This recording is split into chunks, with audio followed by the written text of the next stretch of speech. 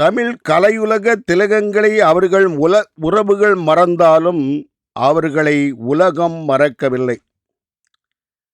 தமிழ் கலையுலக திலகங்களை அவர்கள் உறவுகள் மறந்தாலும் அவர்களை உலகம் மறக்கவில்லை. இப்பூவுலகும் இருக்கும் வரை அவர் புகழுக்கும் இறப்பதில்லை.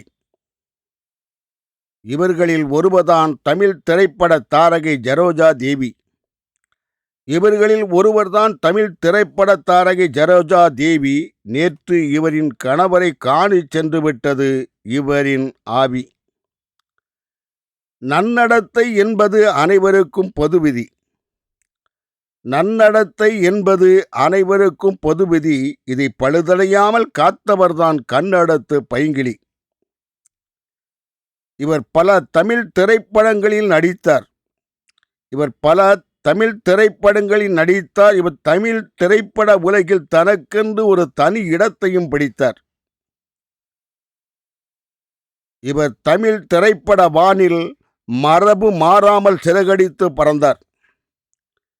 இவர் தமிழ் திரைப்பட வானில் மரபு மாறாமல் சிறகடித்து பறந்தார். இவர் திரை வாழ்வில் சிறப்பை பெற்றபின் மன நிறைவோடுதான் இறந்தார். தமிழ் திரைப்பட உலகில் இவரும் ஒரு சிகரம். தமிழ் திரைப்பட உலகில் இவரும் ஒரு சிகரம். இவரின் இறப்பால் தமிழகத்தையும் வாட்டுகிறது துயரம். இவர் இறக்கும் வரை இவரின் இளமை மாறவில்லை. இவர் இறக்கும் வரை இவரின் இளமை மாறவில்லை. வளமையான பழமையையும் இவர் மீறவில்லை. இவர் இறக்கும் வரை இவரின் இளமை மாறவில்லை. வளமையான பழமையையும் இவர் மீறவில்லை. தன்னடக்கம் உள்ள இவர் கன்னடத்தில் பிறந்து தமிழ் திரையுலகில் முன்னிடத்தை பிடித்தார். தன்னடக்கம் உள்ள இவர் கன்னடத்தில் பிறந்து தமிழ் திரையுலகில் முன்னிடத்தை பிடித்தார்.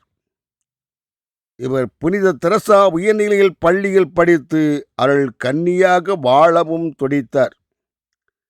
இதுவெல்லாம் இவரின் இளவயது கனவு. இன்று இவருக்கு வந்தது இவரின் கணவரின் நினைவு.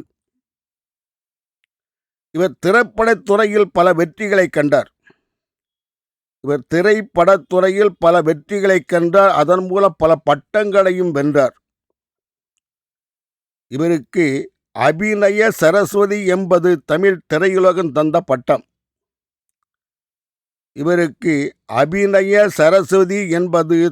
திரையுலகம் தந்த பட்டம்.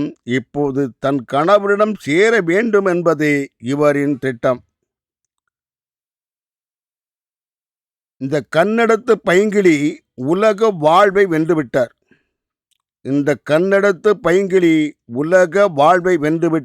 இப்போது இவர் தன் கணவரோடு வாழச் சென்று விட்டார்.